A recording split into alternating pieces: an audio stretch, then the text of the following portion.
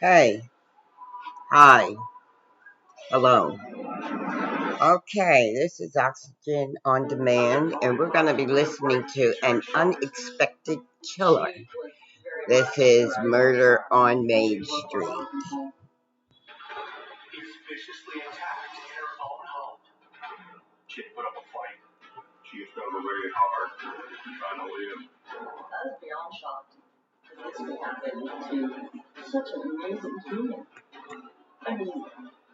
Now I'm going to be crocheting.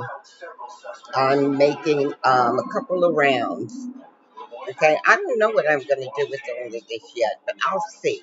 Because what I'm going to do is lay it out on my bed, all my squares and circles, and look, maybe it might be, a jacket. I don't know yet. I'll see what my imagination conjures up.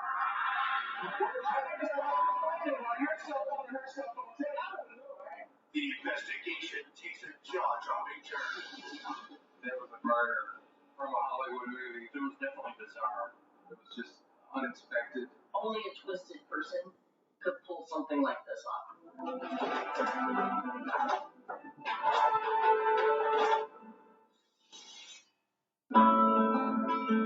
Let me make a note. Is the vibrant heart and soul of country music. In complete contrast, just a few miles away, is the suburban calm of Hermitage. Hermitage is about 20-30 minutes outside of town, and it was a quiet place. It doesn't have the hustle and bustle of downtown Nashville. It's upscale, nice area to live in. It didn't really have that much crowd. That all changes one quiet Sunday afternoon. I was working that afternoon when the call came in. The victim's boyfriend found her deceased. Called 911. Okay. Always they start with the ones that was closer to you. I found the victim dead inside the living room area. There was blood next to her, and it appeared she had several gunshot wounds. When I looked at the victim's body, I noticed multiple bullet holes, multiple projectile strikes. I also noticed powder burns on one of her hands. There was gunshot residue on her hands, which would indicate she kept it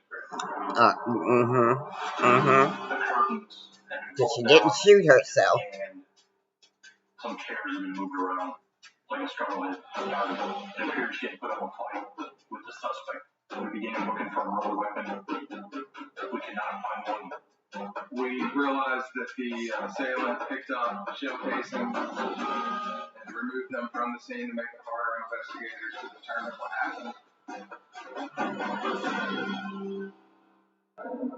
We were lucky. We found one shell casing that rolled to the edge of the wall, and it was sort of hidden, so the suspect wasn't able to find that one.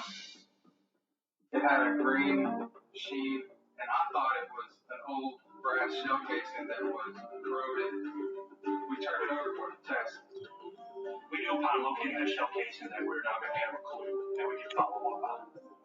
We noticed there was money on the counter, and there was other valuables, jewelry, a ring, but didn't appear that robbery was the There's an important trial going on right now that's not being covered very much by the media, so I'm going to fill you in on what's going on. So, the Buffy, Matthew Collins. Parked in the garage. The vehicle's door was open, and it appeared that items from her purse were strewn across the floor of the garage. It appeared that she was targeted, followed to her residence, and the suspect took the most opportune time to gain entry once the garage was open, and she pulled in.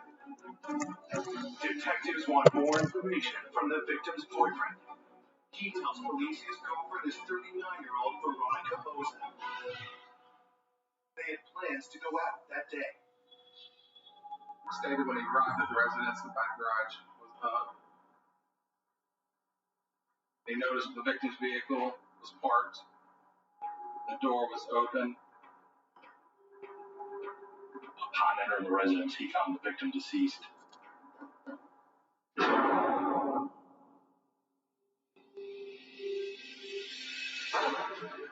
Obviously, he's a suspect for us. He was the one that found the victim, and the red flags are up. I don't want to find anybody dead if I'm going in. To say much more. Okay. We can't rule them out because we don't know the history and don't know what happened. We knew we were going to have to conduct interviews with the boyfriend later on.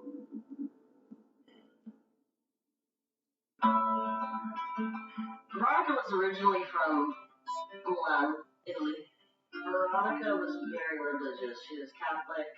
I think her faith is what led her to be so sweet and kind and help others. She was just a beam of light, happy, happy, happy. Veronica had a lot of energy. And of course, she was from Italy. So she had this accent, and everybody from here was like, wow, where are you from? At 23, Veronica moved to the U.S. to pursue her dream of working in the entertainment industry as a TV producer. When I first met Veronica, she was entry level in the production industry. She took to it really well. Veronica was very much a rising star. You just wanted to work with her. She would boss you around and you'd like it. She'd tell you what to do, and you'd be like, okay. But work wasn't the center of Veronica's life. Her loved ones were. Veronica had a lot of friends. She was loved by a lot of people and respected. In 1994, Veronica got married, and 7 years later, she welcomed a son. I think Veronica was very happy. She wanted her family, her son, her husband. It was the whole thing. Veronica's son was the end all for her. Like, she would walk through fire for him. After 15 years of marriage, Veronica and her husband Tim separated, but they were successfully co-parenting their 8-year-old son. Officers confirmed the boy was with his father during the time of the murder. As news of Veronica's death sinks in, her loved ones struggle with the loss. I was beyond shocked that this could happen to such an amazing human. I mean, why? Why? That's really what I sit with. Why? Well, he did. Oppa, as always, good. Jumped us upstairs and did it up there on that landing. Okay. Oppa. That's why he's in the crate right now. But it could have been Eddie. Was it you? Don't come and try to hide behind me now. Okay? See, y'all think you're slick, but there's going to be a gate there. Okay? And I'm going to get something for over there. Because y'all not going up every time when I turn my back. Did you put any clothes in the laundry to wash? Okay, so I'll go up there and put a bundle in.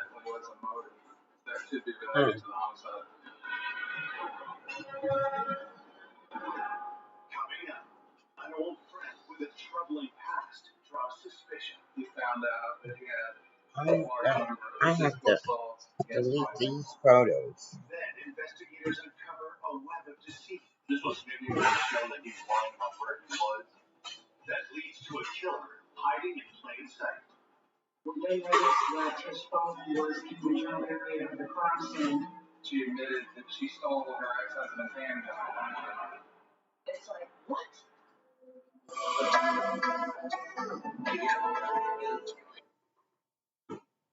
How do you delete the pictures off your phone?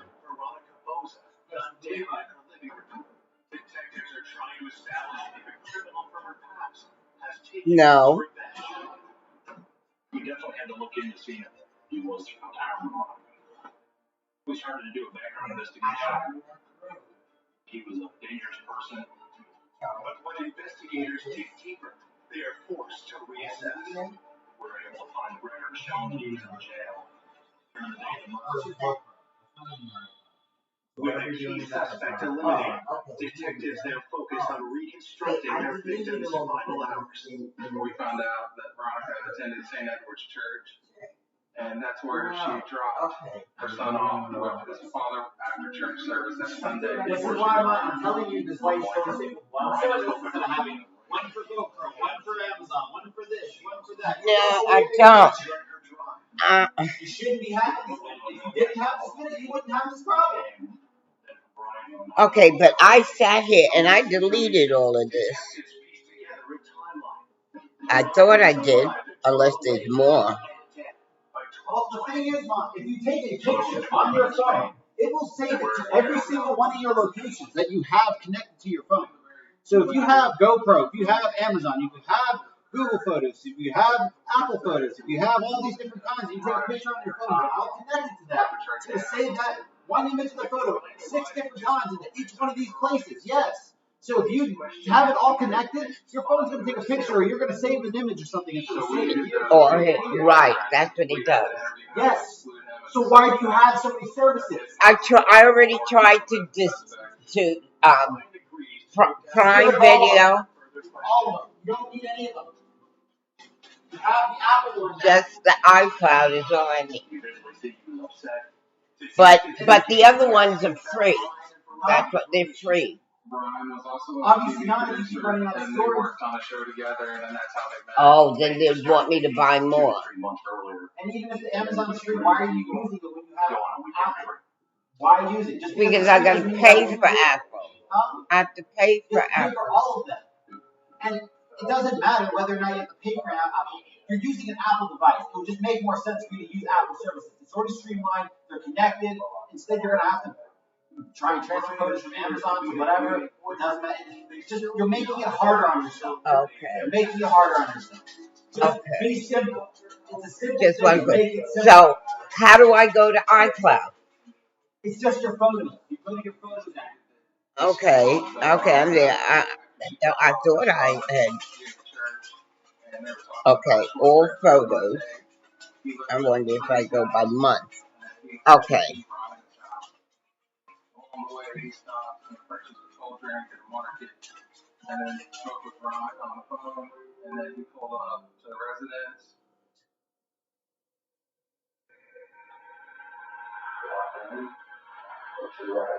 No, I don't know how to do it.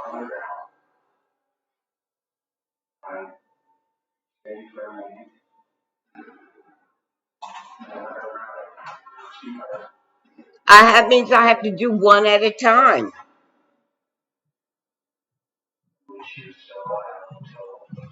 I'm in photos. Select. Yeah, I have to do all that. Yes, and then delete if you want to delete them. Yes, you have to do that if you want to delete them. How? There should be a delete all that. I gotta go to work. Okay. You gotta fuck around with your phone. Figure it out. You gotta fuck around with it. You can't just like you tell you what to do with the phone. It's a very complex device. You have to fuck around and find it out with it. It's just like a laptop. Just like a laptop. Fuck around with it and you figure it out. Okay, you have a good day. Drive safe. Perform any type of medical assistance to Veronica. It would seem odd. Did you work for the day?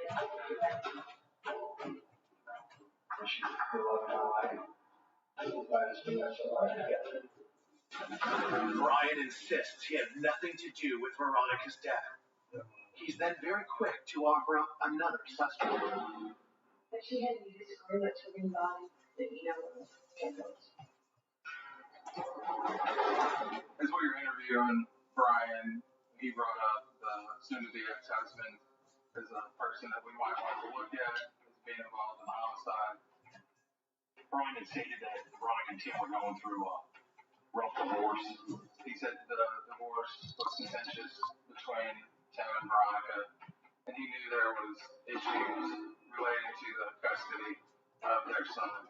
Brian tells the detectives that he and Veronica were worried that Tim was capable of terrible things. Very cautious. For the past 6 months, I think it's been there. I was felt like maybe that raised red flags and piqued our interest. Bitter divorce, custody battles, money, these are all motives for murder.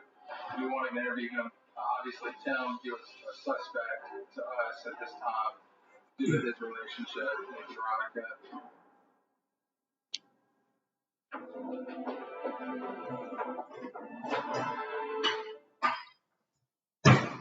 Police investigating the homicide of TV producer Veronica Boza are interrogating her boyfriend, Brian Robinson.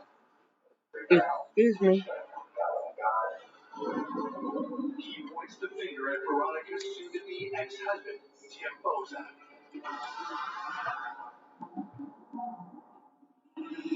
We found out that the divorce was within a few weeks to a month of being finalized, and that the divorce was going to be favorable to Veronica. Brian tells police Tim isn't happy about the settlement or the custody arrangement. When Veronica refused to submit to him to just being split, he then attempted to tarnish her as well. With nothing to tie him to the murder, Brian is released. Officers are dispatched to check his alibi while detectives look into Tim Boza. We found out that he was a home remodeler and worked for himself, basically. Investigators learn that Tim and Veronica's marriage became strained in the last year and a half. We found that Tim had hit a rough patch in his work. Some of his houses weren't selling. He was starting to have money issues. Her life That's was what I was taking off asking, in sir. a really good direction, and Mr. Boza's life was doing the exact opposite. 12 months before the murder, Veronica filed for divorce. The reason they had started divorce was the financial situation Tim had put the family in with his business. His business was basically going down the tubes. He fought with Veronica over money. There was sort of an issue between Veronica and Tim as far as custody, and Tim was worried Veronica was going to take their son out of the country. Would Tim kill his wife to keep from losing his son? We went to Tim's house to notify him of Veronica's death. He didn't seem very upset, didn't seem very shaken. Tim did start to show emotion when he started talking about how to make notification to his son that his mother had passed. Tim told us his son went to his sister's house. Tim called his sister. He told her what happened to Veronica, and he again became upset. Did you pee on the stairs? Tell his son what happened to his mother. I'm glad that tell. Police asked Tim I asked you a question. Did you pee on that stairwell?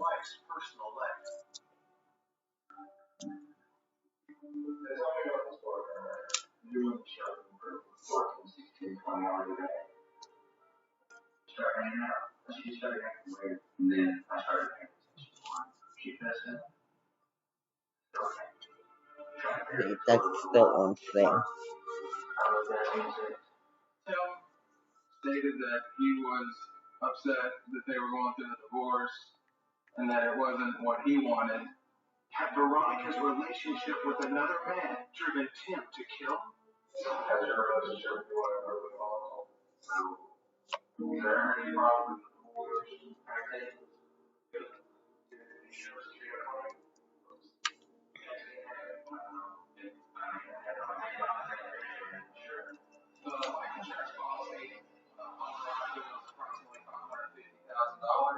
Tim admitted that once they were divorced, Tim would be taken off the life insurance beneficiary. So he was 2 to 3 weeks out from being on the life insurance policy. Detective Crumby cuts to the chase. Did you have anything with your wife's mother? Sure. When asked if he'd done it, Tim reacted calm, cool. Part of my technique in interviewing people, I like to make accusations and statements to try to throw them off. I'm sitting there calling him first. I think you opened it. I don't know where it's fine. He came back at me and was adamant that he didn't. Tim says the last time he saw Veronica was in the church parking lot at the custody exchange. He gave us the exact route that he followed after he picked up his son and the different stops that he made. Tim said that he had gone to a hardware store and a grocery store near his residence. He provided receipts. We had other detectives follow up, actually go to the store, pull surveillance tapes. When police get a hold of the security footage, they're stunned. The receipts that Tim had given us match up the times on the surveillance video. And we had already had a time frame of when the homicide happened, so we will narrow down to where he was. Tim was not there at the residence when it happened. Tim is cleared as a suspect, and officers have also looked into the boyfriend Brian's alibi. Brian went to a local store for a cold drink before he came to Veronica's house. Surveillance tapes showed him at the store at the time he stated, so we knew where he was during the time we suspect the homicide happened. Investigators are back at square one. So it wasn't the boyfriend, wasn't the husband, ex-husband, soon to be ex-husband. So anytime you have a homicide of this magnitude, community members, neighbors, friends are obviously worried. Everybody was just really shocked and tried to comfort each other and try to understand. Why the hell did this happen? How did this happen? Who did it? I wanted justice for her. You know, I mean, no matter who did it, no matter what it was, I wanted answers. Officers canvassed Veronica's neighbors, asking if they saw or heard anything unusual around the time of the murder. A neighbor stated they saw a light-colored SUV or van in the alley right before the homicide. They didn't know if it was involved or not. They stated that it was gone before the police arrived. Did the driver have something to do with Veronica's murder? Is this the lead police have been hoping for? We started to have some pieces to the puzzle, but at this point, we didn't have the puzzle. We didn't even have the board. Okay.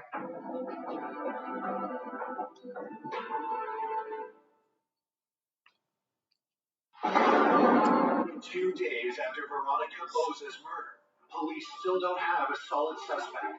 Their only lead is a light-colored SUV that was seen in the alley by Veronica's house right before she was attacked. We were trying to narrow down whose vehicle that possibly could have been.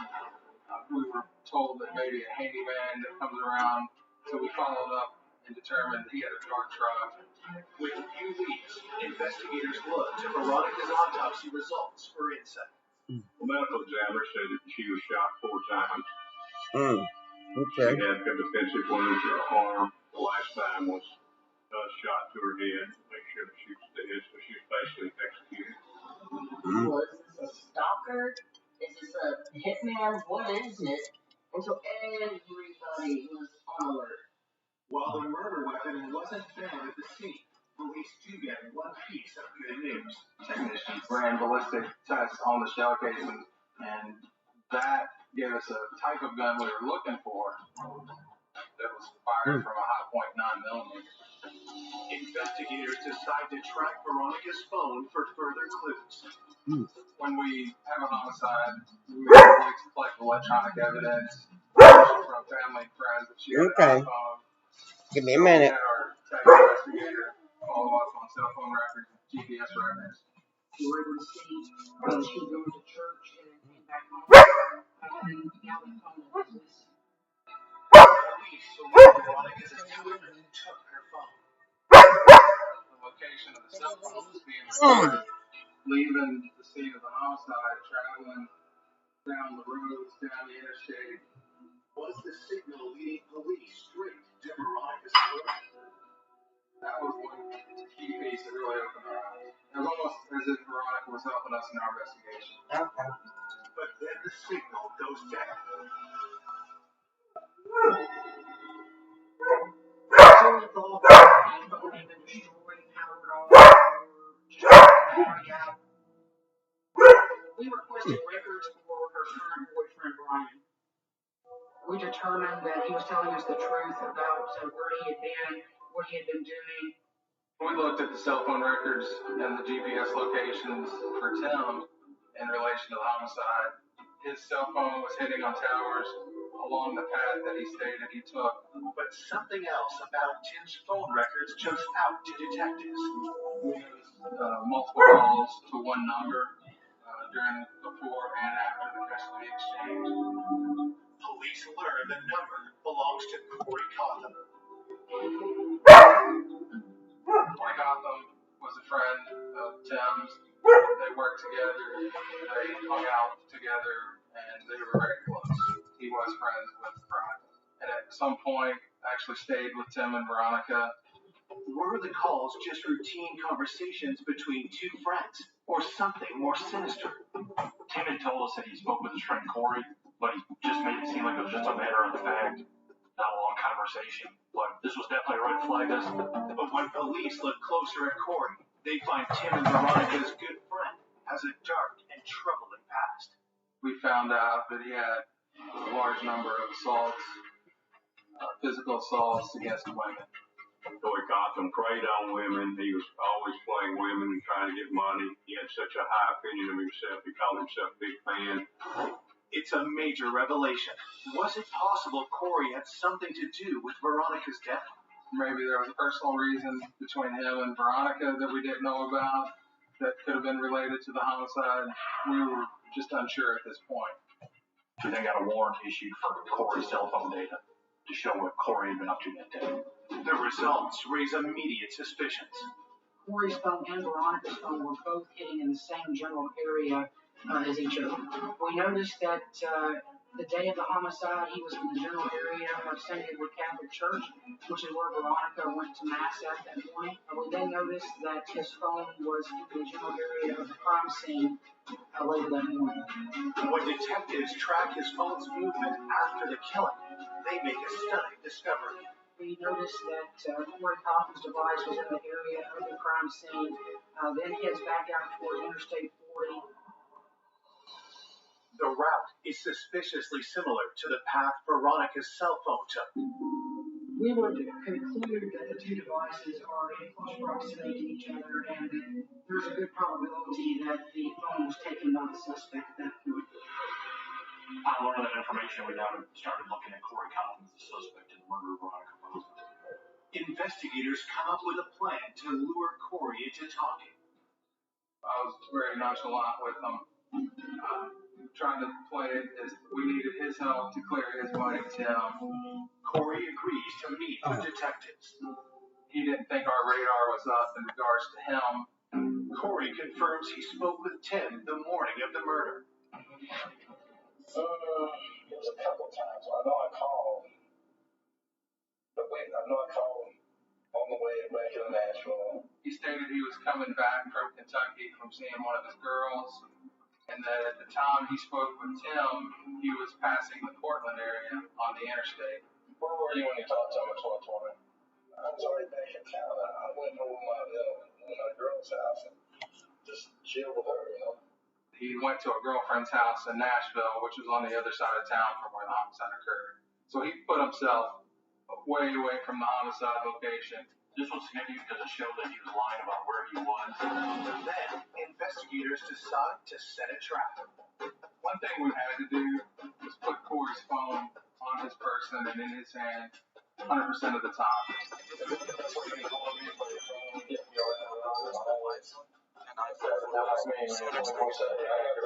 So in case of the iPhone, if you want to delete a photo, when you delete a photo, what it does is it puts that photo into a separate folder that is called an album in iPhone, and where all the photos reside. And after 30 days, if you do not recover those photos, all those photos will be deleted permanently. But if you want to remove those photos, which is really simple, what you need to do is just go and open your iPhone photos, like this one, just go and open it. Once it is open, and you need to delete any of the photos, for example, After Veronica Boza is found shot to death, delete this one. So I would do is I would just go and tap on this recycle bin icon at the right bottom corner, tap on it, and here it says the delete photo. So you have successfully deleted one photo. For purposes, I would delete multiple photos from here. So once I He started to get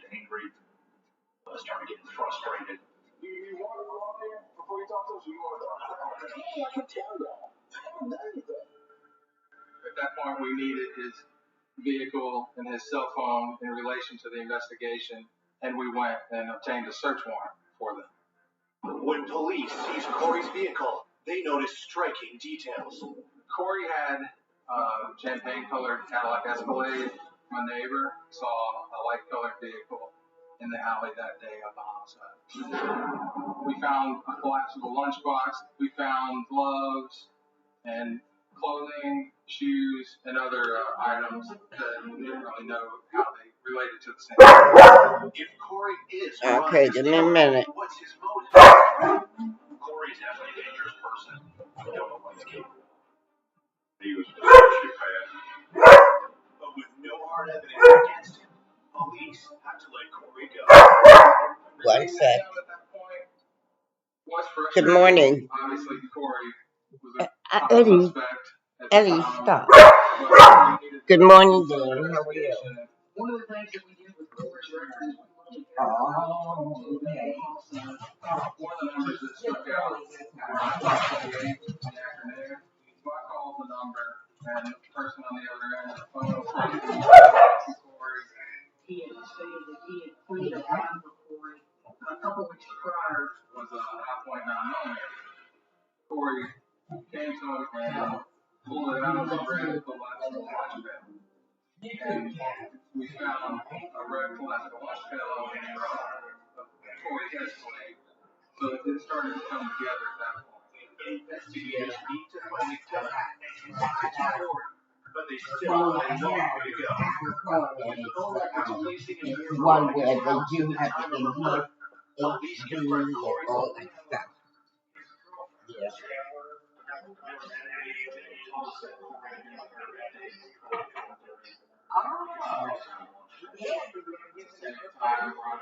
I showed her Corey's phone records and told her we knew she was lying. Detective Kerr and myself fully explained to Jenny that lying on a murder investigation, she could go to jail. At that point, she backed off. She actually walked away from us and she called her attorney. I didn't know her motive for the lying. I didn't know she was scared of Corey. I didn't know she was involved in the homicide. So we had a lot of other investigations to do and a lot more digging. Detectives still need a witness to place Corey at the scene of the murder. We showed multiple neighbors an array of photographs of different vehicles, and one was an Escalade. They couldn't make a positive identification on what type of vehicle it was, but ultimately It's another roadblock for police and more frustration for Veronica's family and friends. it makes you mad that somebody would do something like that to somebody like her. It's so twisted. It's like we couldn't get answers. Oh, We it were was getting all these rumors. sure. What's the Because truth? what YouTube does is turn some of but no, I did a whole hour. I did a whole hour. Multiple times and wanted to speak to detectives in relation to the case. So when we interviewed Jenny the second time, she decided to tell us what really happened. Well, your secret is awesome, and Eddie is the main I know about her Corey. She did say she saw him that morning, but she was half asleep. When she woke up later in the afternoon, Corey was not at her house. And at the time, was on the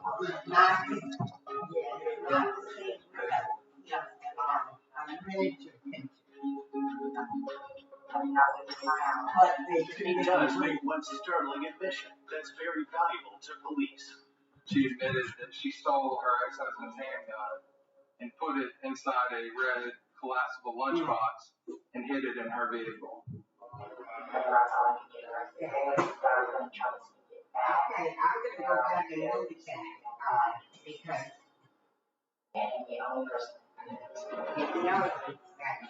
It's a major discovery.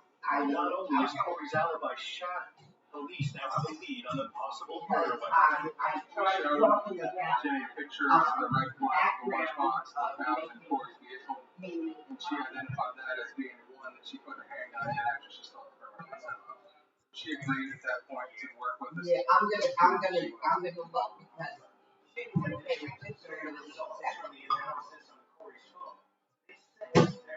but as long as it's a little bit better, it's It's the same type of gun that was used to kill Veronica. The one shell casing we were able to locate at the scene had a greenish tint to it. After looking at Corey's phone. Okay, now you said the one you looked at with the kitchen? Okay, not this cooking one. I should have. Relating to her and her ex-husband, and it just says that handgun was stolen. Oh, I don't see it. Well,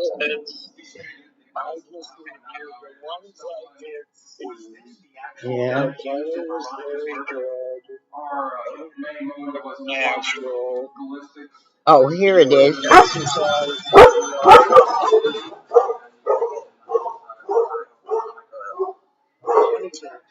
Okay. Now I'm playing it right now. Okay, guys. Any shell casings that could have matched. They were about to wrap up our search. Our ID tech actually found one shell casing. They dug a couple more. I knew it could be a very critical turning point in the investigation if it didn't match. 3 hours later, detectives received a ballistics report. It's a match. Definitely was from the same handgun.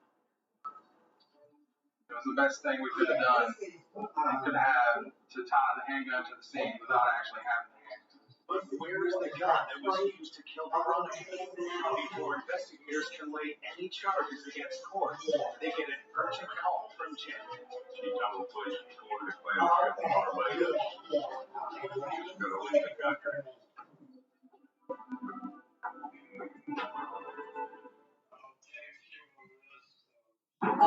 Police now believe Corey Cotham murdered Veronica Boza, but Corey's girlfriend Jane has told detectives he's about to flee the country. To act fast before he slips through their fingers. He contacted Jenny again and asked her to come in and do a control phone call. And I asked Jenny where I happened to see Corey to talk about what had happened, and also try to get him to come back to Tennessee where he was arrested. Jenny is nervous, but agrees to help police. She stated that the police were coming after her, that we had a warrant for her.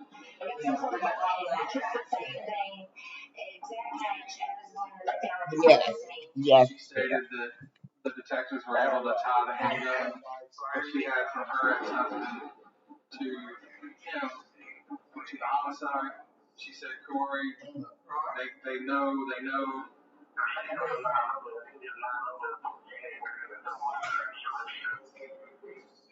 That was an aha moment because we never released to him or anybody else the caliber of weapon that was used.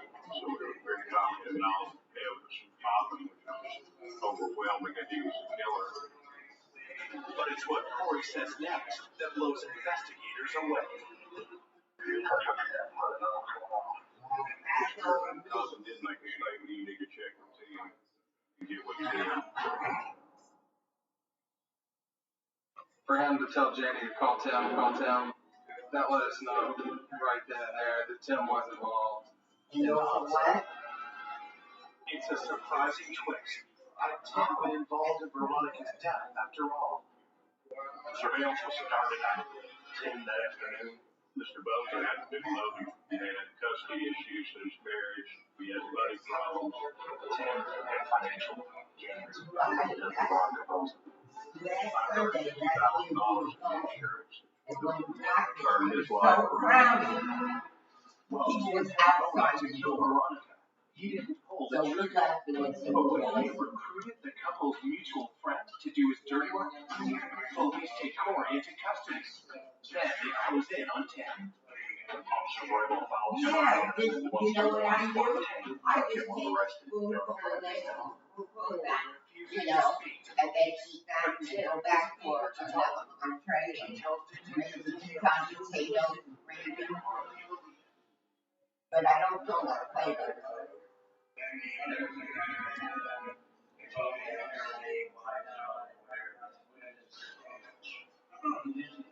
Okay.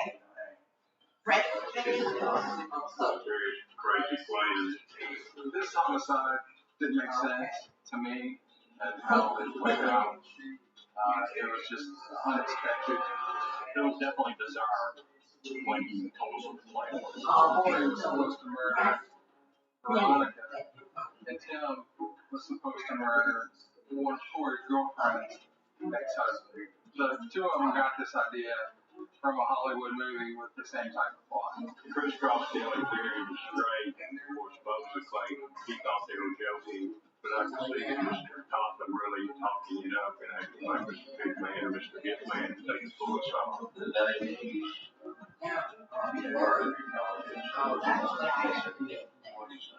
He just said that he went in the house and she tried to run.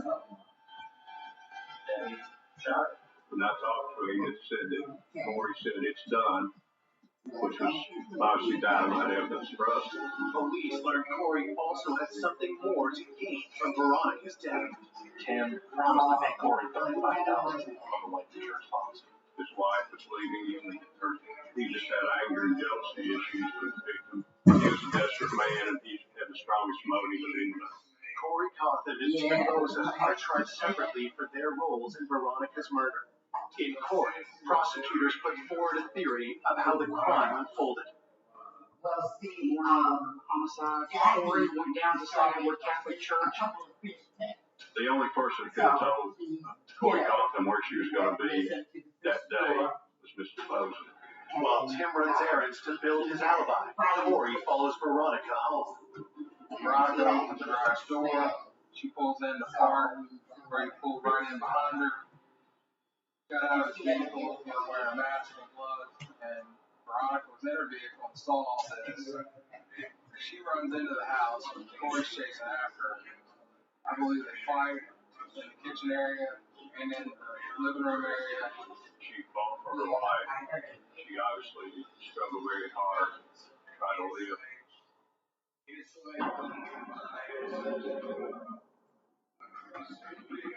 Corey and Tim are both found guilty of first-degree premeditated murder. Mr. Cotham got life without parole. Mr. Boza got a life sentence, which means he'll have to serve 51 years before he's eligible for parole.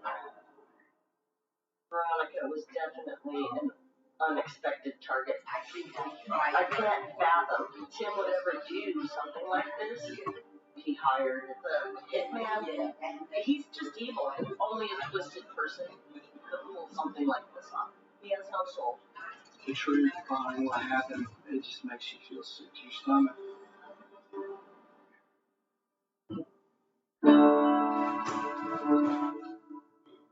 In losing Veronica, we lost one of the most amazing human beings that ever walked this earth. Miss her all the time. It's painful. The real tragedy in this case is all the family destroyed. Veronica's son won't have a mother and father. I remember her as someone who you enjoyed working with and looked forward to being around. I think Veronica would want to be remembered as a loving soul. That's simple. She was just such a bright light. And she would want that for everybody.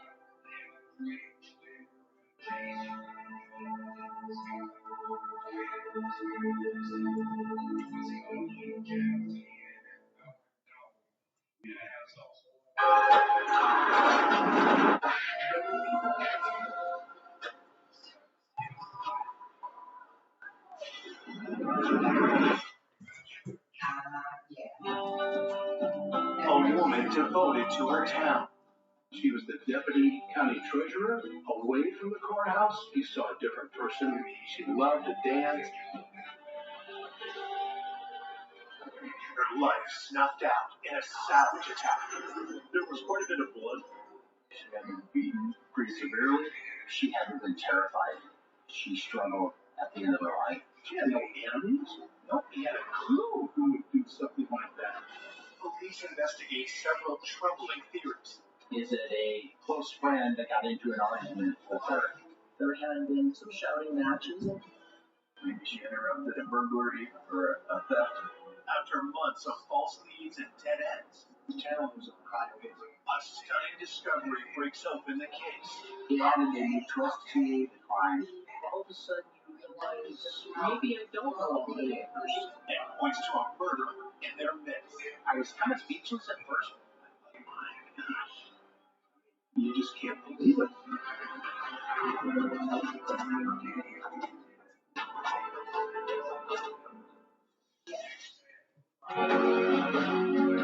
The tiny farming community of Colon, Nebraska is one of the smallest towns in America, with a population of just over 100 people. Colon, Nebraska is a very laid-back community, very close-knit families there. I think that if you went there, you drive through, you go, oh, this is small. Many people would leave their doors unlocked, their cars unlocked, keys busted in the ignition, just to feel of safety, that there's no threat. But then on June 30th, 2003, police received a distressing call. Around 6:42 in the evening, dispatch indicated to me that they had received a report of a possible suicide. My friend, they ended up finding her body across the street in her garage, along with a gun. He had called 911, and it was reported as a suicide. Once I arrived, the firemen on scene already were pointing me to a garage. I walked in and could see the body of a white female who was laying on the ground. There was quite a bit of blood, and there was disfigurement to the head and face area, so we did not recognize the victim. A black handgun was found near her head. There is so much blood on the scene, investigators aren't able to determine the cause of death and need to wait for an autopsy to be sure. The small black handgun was actually 20 bullets, and we had three shell casings in the area. This car had a smear on the driver's side, and then they find that there was a smear of what appeared to be blood on the walking on the side of the garage. There was also what looked like blood spatter, where someone stepped in the pool of blood. There was a footprint impression that was taken that indicated that there was a second person there. This was a suspicious death. There were DNA swabs on her body and on her clothing that she was wearing at the time. We noticed that her purse was located underneath her vehicle. Was this just a botched burglary, or did the person have some other intention? From the personal items in her purse, police identified the victim as 66-year-old Sharon Erickson. Sharon was very well known. It was shocking to us as law enforcement to see somebody that was a fixture in the community being the victim of this case. Born and raised in Nebraska's farm country, Sharon Erickson was a lifelong government worker. Sharon worked across the hall from me. She was the deputy county treasurer. She was excellent, very honest. I would put her against anybody in the state of Nebraska with knowledge when it comes to the office of treasurer. She would do anything for you. Gosh darn. When it came to the office or anything, she was always attentive, very, very helpful always. In 1998, after 37 years of devoted service, Sharon retired. Away from the courthouse, we saw a different person, more relaxed. She loved to dance, and if anyone wanted to dance, boom, she was on the dance floor. And boy, she was so good at dancing. I'll tell you what, boy, she could dance every dance until they shut the music off. As a single woman, Sharon lived alone, but saw the people of Colon as her family. People used to go to the bar and have coffee. Well, that one closed. Sharon came over and she says, I have a little front room in my house there. Would you come and remodel it and paint it for me? She had me fix that room up and gave the locals a key for coffee. Had a coffee pot in there. It was just somewhere they could go. She didn't charge them. That's the type of person that you're talking about. Police are at a loss when they realize Sharon was attacked just 50 feet away from the gathering spot she gifted to the town. Who could have wanted to kill her and why? Detectives expand their search for evidence to Sharon's home. She lived in what used to be a grocery store and had converted to her house. The other odd thing about Sharon's residence is that her garage was located across her house. So to get to her car, she would have to walk out in front of her house and cross Main Street. What or who could have lured Sharon out of her home and to her death in the garage? Find some damage to the back door that appeared to be consistent with some forced entry.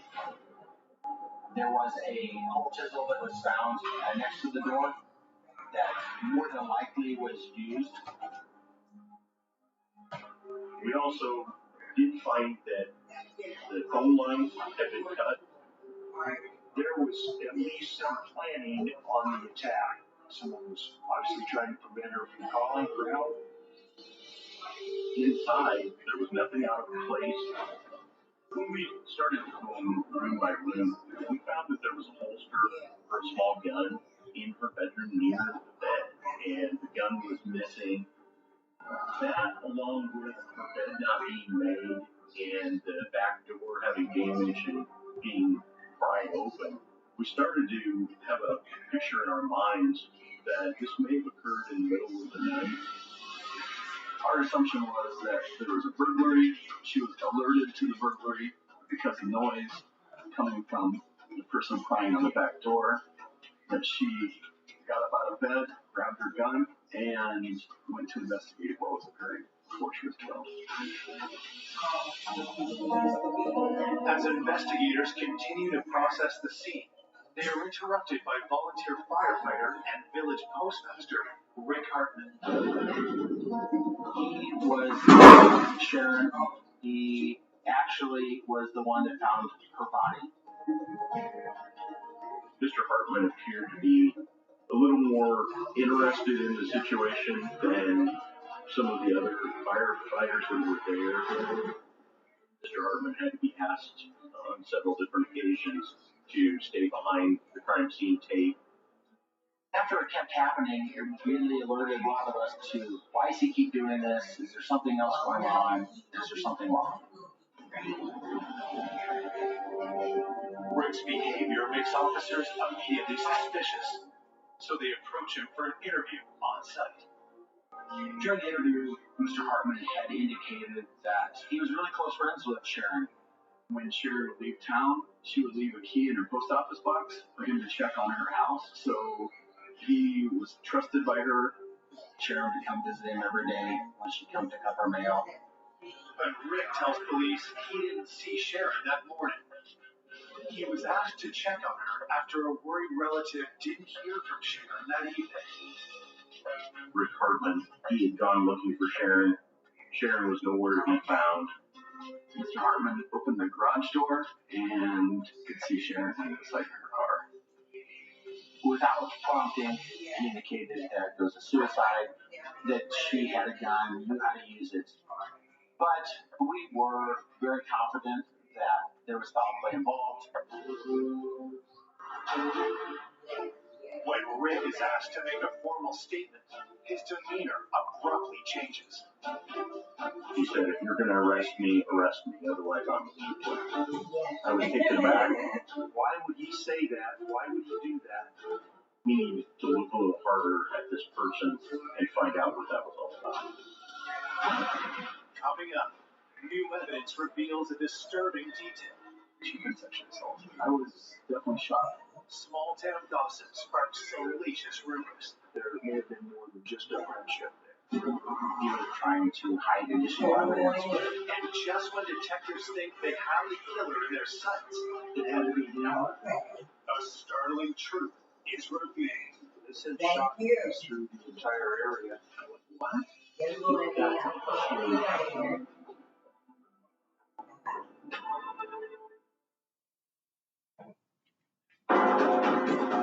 Police investigating the murder of Sharon Erickson are speaking to her close friend, Rick Hartman. But when they ask him for a statement, Rick suddenly ends the interview. He was upset that he couldn't leave, and finally just told the investigators that I'm going to leave, and if you want to arrest me, go ahead and arrest me. That was pretty out of character and uncharacteristic for somebody who had a friend that was just killed. So that immediately caused investigators some concern. His statements and odd behavior really pointed us in a direction towards the postmaster. Mr. Hartman gave his alibi. He was at home with his family, and that was confirmed by his wife. Rick never had any criminal record or had done anything wrong, so there wasn't a great deal of focus on him any more than anybody else. Rick's on the back burner for now, but investigators will keep him in their sights. We didn't want to rule anybody out specifically, but we wanted to cast a wide net. While investigators consider their next move, news of the murder, the first one. Okay, everybody keep going. Keep going. Come on, keep going. Come on, keep going. I got calls. Hey. Not now. Okay, not now. When you hear of someone that you knew for 25, 30 years, it's devastating. Everyone's just shaking their heads saying, how can this happen? Hey, how can stop. this happen? Stop being a bull. She had known so many people. No barking. Her friends to not have her What did I say? Go away. Go away. I can't hear my show. Okay. Great. I'm going to take everybody out to potty. Great. No barking. Maybe didn't like her. The day after the murder, police canvassed Sharon's neighborhood. They questioned almost everybody. Let me get some coffee. Have you heard anything? Do you have any information that could help us? And I said, I have no idea. No idea. She had no enemies. Nobody had a clue who would do something like that. It has to be someone that we don't know. I mean, it has to be someone that came from town. Well, we don't have a lot of violent crime in the area. There was definitely one family that lived right behind Sharon that came to mind as somebody that could have been concerned. The investigators had made contact with Jim Mars. He was an individual that would get into trouble here and there. He wasn't real responsible. He associated with people that were involved in minor crimes such as burglaries, drug use. I asked what his relationship with Sharon was, and basically it was just an acquaintance. Mr. Mars would see her occasionally outside of her house when he was going to the post office or on Main Street. They would say hi. He said he got in trouble by her a couple times for mischief when he was younger, and she would yell at him. When we interviewed Jim Mars, he didn't know anything about Sharon's death, and he was so sorry that she died. Jim had been in Kansas doing a roofing job. After he got back from Kansas, he eventually went to Wahoo, drank some beer with a friend, attempted to go to another bar. At that time, it was after closing time, and he drove the back roads home to Colon. He estimated he got home about 1:30 in the morning. Stayed up, watched TV, drank a pop, and then eventually went to bed. His mom confirmed the time that he came home. Everything seemed to be okay with his story. Investigators don't know the exact time of Sharon's death, so the 24-year-old remains on the suspect list. Before police leave, Jim gives them a tip. Jim had indicated that there was a trucker that always had interactions and always seemed to be bickering with Miss Erickson. The truck driver may have parked a little bit on her property and she'd get upset about it. He might have his engine running on his truck and it would bother her. She would bring it to his attention, and he would not necessarily comply with her request. It was no secret the two didn't get along. We were gaining information from friends that Sharon had had disputes with this man. Detectives must now determine if a run-in with the trucker turned fatal. A lot of the community members felt that the truck driver was doing things to antagonize her and to cause more problems between them. That was something that was public because there had been some shouting matches, some local exchanges about the fact that this truck was running all night. Some of the people in the community who knew that he wasn't overly fond with Sharon, they kind of rumored him to be a suspect. Maybe the frustration amongst the two had just finally boiled over. It just seemed suspicious. I know the investigators had attempted to reach out to the truck driver in question and were unable to contact him. Police do all they can, but can't track down the driver's whereabouts. Today's technology is there's cameras everywhere. You're using your cell phone. At the time of this homicide, that kind of technology wasn't prevalent. We didn't know if we were going to find that person. Is Sharon Erickson's murderer on the run? That's concerning. That was on the minds of probably all the citizens in this area. And probably the scariest thing for law enforcement in the community is that person likely be found again.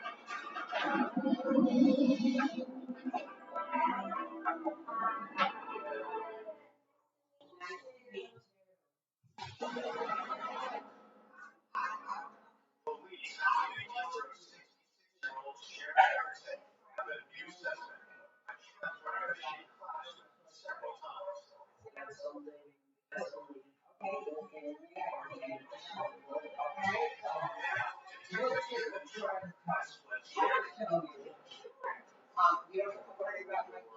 Ask people if they saw the truck driver. Just No things one take information sure. about him. Blind. The blind. Yeah, and I'm trying to do quick. Town was on fire. There's a murder right there. It's hard to come. Hard to come. A week after Sharon's murder, detectives received the autopsy results. The report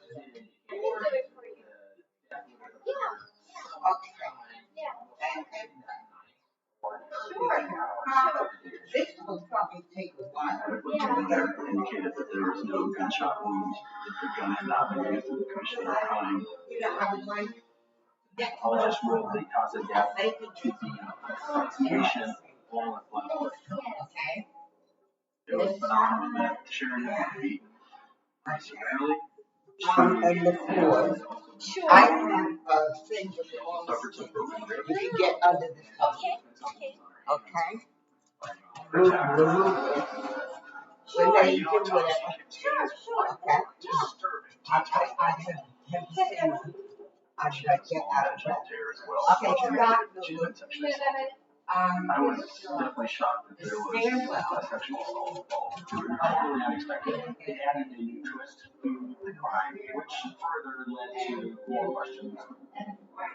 It really makes you feel for the victim. She had to have been terrified for those few minutes that she struggled at the end of her life. During the autopsy, her underwear were taken for possible examination for DNA. This being pretty early in DNA process in the early 2000s. 2 days later, on July 10th, the trucker is back in town and police bring him in for questioning. He's not overly cooperative. He was reluctant to give any details about where he was, what he was doing. Detectives press the trucker on his relationship with Sharon. The truck driver wouldn't have called Sharon a friend. He felt irritated by the way she would overreact. I believe is how he termed it. He did not have a good relationship with her, but the truck driver vows he's no killer. He told us he was out of town at the time of the homicide. He was in Wyoming or Colorado. He was hundreds of miles away and had receipts to prove it. Officers were sent off to corroborate the receipt. He was asked for a DNA sample and a polygraph. He refused.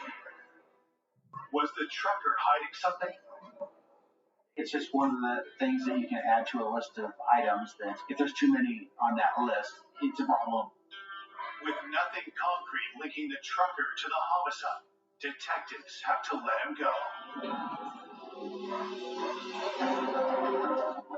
Law enforcement officers were in the process of interviewing and chasing down alibis. We've been following up with people, but there was not a lot of new information coming in and not a lot of credible information. With Sharon's murder still unsolved, the community remains on high alert. Before this happened, it was probably one of the safest places you'd want to be. Everyone's on their toes. You know, you drive up, you lock your car, you lock your house, you watch everything. Here's a lady that just retired, 60-some years old. Who could do this? It just was a shock to the whole county. As a community, do you want resolution, or do you at least want to know why it happened and how can we get some justice out of this? Although the entire town is mourning the loss of Sharon, Rick Hartman seems to be taking an unnaturally keen interest in the investigation. Rick would ask us about what we were doing about other leads, and then he would insert his thoughts. His behavior was a little more pushy, trying to get as much information as Rick could. Is this just a concerned friend who wants to see how the investigation's going, or is there something more to it than that? Despite his odd behavior, Rick still has a solid alibi, and the investigation stalls. We decided that we all needed to get back together and just have like a brainstorm session and say, what do we do? So one of the things that we talked about is at the time of the homicide, early 2000s, meth had been a problem. People would steal anhydrous ammonia from the tanks and then use that to create their own methamphetamine. Some of these people were heavy addicts, very dangerous, and involved in a lot of crimes. One of the things that was being discussed with the anhydrous tanks was they were not too far from Sharon's home. So could she have seen something? Could she have spotted something, said something to make someone believe that she knew who they were and what they were doing? Did Sharon confront them? Did they attack her to keep her quiet? We might be looking for somebody who's manufacturing and selling methamphetamine who may have been in cold on that particular night.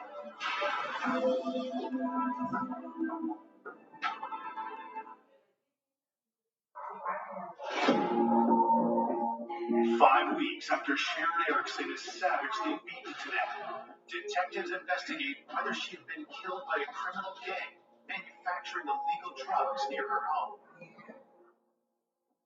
It's an easy target for cameras in that area.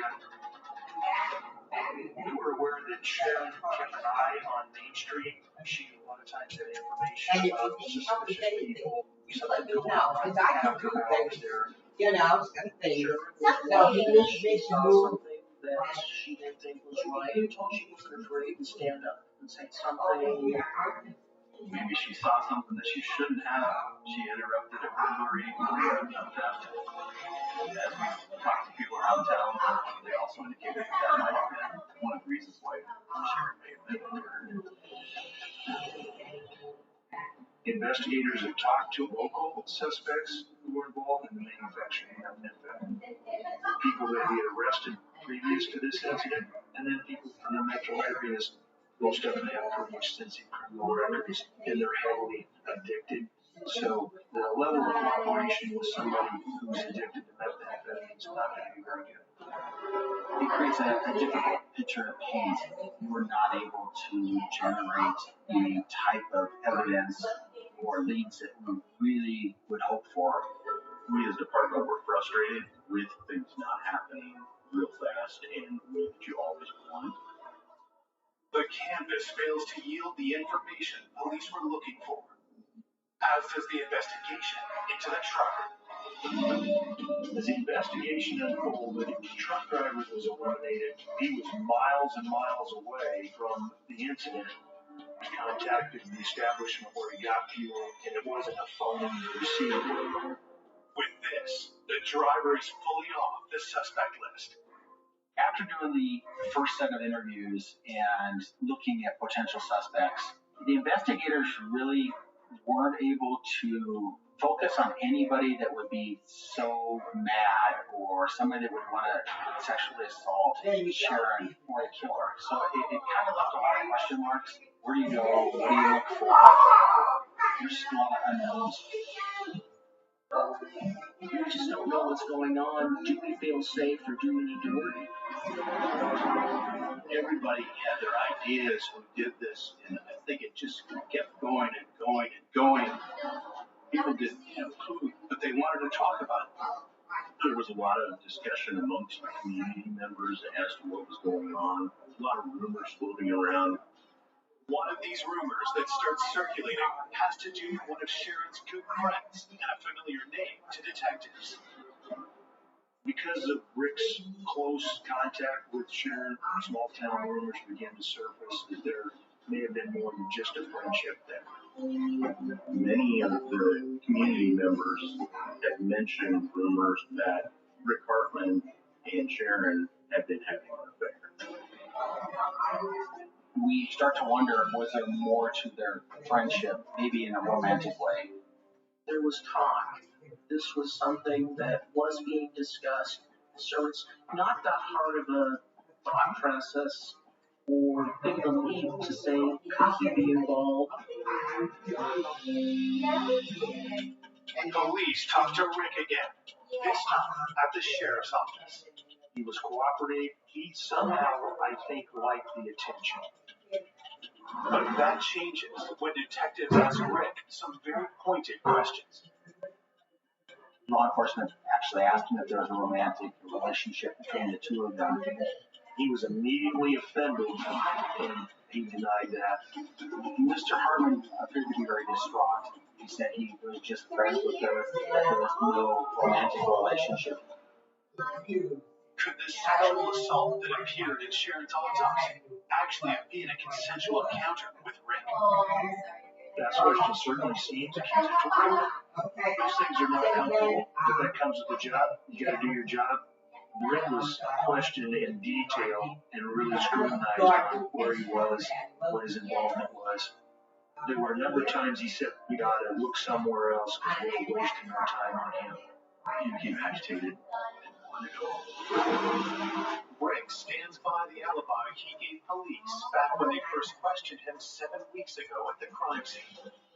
Rick was home with his wife at the time that we believe Sharon was killed. The investigators went and corroborated his story with his wife again. We really had no reason to believe that Rick's wife would not disclose if he was gone at that time.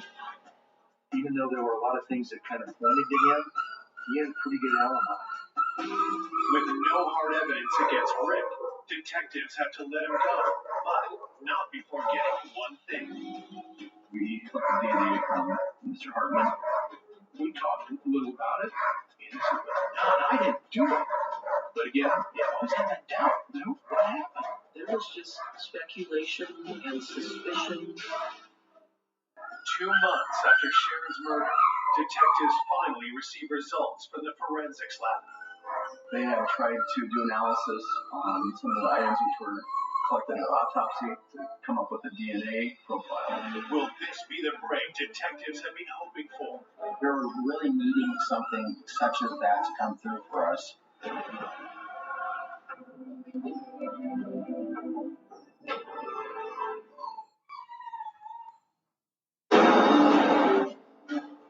2 months after the murder of Sharon Erickson, police hope the DNA results they've been waiting for will confirm who they suspect is her killer. There was quite a bit of speculation that it could be the postmaster in town. We were contacted by our state patrol lab. They believed that there was something there, but that they could not separate out a complete profile for comparison. It was kind of frustrating to know that there may be something there, but that maybe it was a dead end that we couldn't get past. Without a DNA match, we as investigators knew that if that was the case, it would be very hard to solve this crime. But detectives aren't giving up. the Nebraska Medical Center could test smaller quantities than the state patrol lab could do. So we made a determination that we would take our evidence and send it in to the other lab and have more DNA testing done. Results will take months to come back, and with a killer still on the loose, nerves in small-town Cola, Nebraska begin to fray. The investigation went on and on and on, and I thought, come on, we've got to find something. We had a murder back in 69 or 68 that was never solved in Wahoo. And of course, right away, you think, gosh, we got to find out who did this. Could it be someone that you know? There can be a mistrust, and all of a sudden you realize, maybe I don't know my neighbors. Then, police receive an unexpected tip that points back to the man they can't seem to rule out. The estate of Sharon Erickson at a garage sale, and Rick Hartman was at the garage sale. Mr. Hartman went in and purchased her mattress, and that was suspicious to us. If there was some sort of maybe DNA evidence or something that would be on the mattress that would be interest to law enforcement by somebody purchasing that and maybe getting rid of it, then it would be something that we would no longer be able to go back and utilize at a later time. Did he want the mattress because they did have potential sexual activity on the mattress? Maybe he was out there trying to hide additional evidence. Every time investigators seemed to close a loophole with Mr. Hartman, something else happened. He kept drawing attention to him. It was just another thing that brought him back on radar. Law enforcement asked him about his attendance there and what he bought. He actually denied that he bought her mattress. So then that caused law enforcement some concern on why would you buy it? Okay, why, if you did buy it, why would you lie about it? Mr. Hartman agreed to undergo a polygraph, so he cooperated in that aspect. But he seemed nervous, on edge, jittery. The results from that polygraph were inconclusive, left a lot of questions unanswered. It just added a little fuel to the fire. Every chance that we could get that he could clear his name seemed to be something that elevated him to the next level. The people in town were thinking it had to be him, and were scared to close up. In a small community where pretty much everybody knows everybody, it's easy to point fingers, it's easy to cast doubt. I golfed with Rick Hartman that weekend at our golf league. And he was just nervous, he was just scared. A number of us may have felt like acted inappropriately or suspiciously. We just didn't have enough to really push it over the top. There was nothing that we could charge him with. We had no evidence that he committed the crime, other than he kept interjecting himself in the investigation. Detectives hope that just help will come from the Medical Center's Forensic Lab. The last piece that we didn't have yet was the DNA evidence. We got a phone call, and they were able to isolate the DNA profile. They actually located a smart cell on our children, which was a positive breakthrough for us. The only person that it could have been from would have been the person that had sexually assaulted her and presumed killed her. We felt that there was more hope in solving this than we'd had for quite a while, because at least DNA is something that we could link to a specific person. Armed with this DNA profile, police immediately zero in on their top suspect. We did send in Rick Hartman's DNA. Came back not a match. Rick's name is finally cleared from the suspect list, once and for all. The scientific evidence is what it is. It confirmed everything that he was telling us. There was no romantic relationship. We were focused on an individual that had absolutely nothing to do with the homicide. I apologize for insurance Then who killed Sharon? One of the big concerns that we had is that if this was a stranger that was maybe passing through town, or someone completely not associated with the community or with Sharon, that it potentially could go unsolved without any additional evidence coming forward. The investigators are back to square one, but they come up with a new game plan. We try to determine who else should we go out and collect samples from, who else were potential suspects, who could have done this, and who would provide those samples so we can send them in and see if there's a match. It was just a matter of being able to find that one person out there and that one or two. I'm trying to get that needle in a haystack. 10 months after Sharon's murder, in April 2004, police give the results of their DNA dragnet. The lab got a confirmation that they had a match. We now know who killed Sharon. It was the breakthrough that we needed.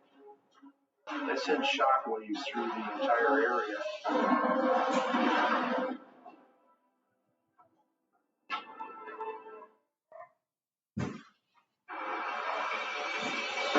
Almost a year after the murder of Sharon Erickson, police have matched DNA from the crime scene to her killer. The DNA came back and it matched Jim Mars. James lived nearby Sharon. He was one of the people that police talked to early on. Jim had known Sharon nearly all his life. He had helped her out when she was younger, doing some yard work or snow removal. I was kind of speechless at first because he had no problem providing his DNA to law enforcement. I was shocked to find out that James Mars was the perpetrator. I had never seen that type of violence out of him. Once we had a DNA match with Jim, we needed to figure out where the holes in his alibi are. We originally interviewed Jim Mars that he's been out there and we'll do later with Jim had given us his family. Jim's mother stands by her story too. I think the alibis were solid, but they didn't have the whole. What I think happened is he was home and left. He lived right across that alley from Sharon's house. And even if he had been home, that doesn't mean he didn't leave his house. The Show Nation wanted that we didn't have enough evidence to proceed with the arrest and prosecution of Jim. We went to his residence very early in the morning, and he answered the door, and they placed him under arrest. He was shocked that he was being arrested, that he was considered a suspect. We brought him in to interview him. Police try to establish a motive. That was one of the unique things in this case to find out who's trying to resolve that big why would that even happen? He was reluctant to give any details. There were a number of times he said, I don't remember. He sobbed at times. He said he didn't have anything to do with it, denied that he had any involvement. When asked about the sexual assault, he stated that Sharon was an old lady and he wanted it. And from that point on, he stated he wanted an attorney and started questioning. We filed charges for first-degree homicide, sexual assault. News of his arrest hits the community hard. This was very unexpected. I thought, my gosh, something's wrong here. I mean, you just can't believe it. I was hoping that they'd catch someone that I did not. The reaction to the was definitely a thought that it could have been him that did it, and then there were supporters that, well, we thought maybe it was him. While investigators are confident that Okay. DNA Like I evidence will guess be you could enough spray to it get and a then, conviction, and then put it outside. ammunition So against this Jim. is delicate, so We had 5 inmates come forward. bend it on the Mr. Mars had confessed to them. whole. He Oh, struck her, yeah. strangled her, Okay. killed her. You need help These with inmates this? want to Let me know. testify against him. Okay. You could best I'm just gonna rest a minute. Yeah. Oh. Oh. You like watching murder? Yeah, you know that girl. Yeah. Yeah, I recorded. I'm trying to do the YouTube thing. Oh, yeah. Yeah. He was looking for some money. Sharon, the target, who was just going to burglarize her house. Flying over Sharon's fence in the backyard. So I'm recording this right now. I see it's still recording. You'd rather use the chair? Yeah. Okay. I'll put this up. Once that back door was kicked in, Sharon woke up. He was confronted by Sharon, who was holding a gun and threatened to shoot him at that point. Sharon was called 911 and her phone was dead. She kept her cell phone in her car for emergency. Sharon ran across the street to get into her car. She chased her down, caught her, and ended up attacking her. Punched her and then eventually choked her to death. There was a sexual assault. He refused to talk to the inmates about that. I did not sexually assault her. We didn't have any DNA. We never had a soul. When you have a sperm cell, that was a perfect match. There's nobody else that can be responsible. The chance of this being another person was out of this world. With the evidence we had, this was a slam dunk for his conviction. On August 15, 2005, Jim Mars pleads guilty to second-degree murder. He is sentenced to life with no possibility of parole. When I found out there was a sexual assault that went along with the slaying, I'm going to give you my phone number. So if I flew over, we have dated on and little things like that. Oh, nice, thank you. I was happy that we finally got closure. He did it. He's locked up. Sharon was the one that suffered the ultimate loss. And that's what the investigators put in all those hours of work for and give her last voice. Sharon's presence is missed in Colon to this day. Do not have her in TV, that stuff. There's pain and sadness. Sharon loved her community. Yes, she did. She was very good to my kids and very good to me and my family. Really good lady.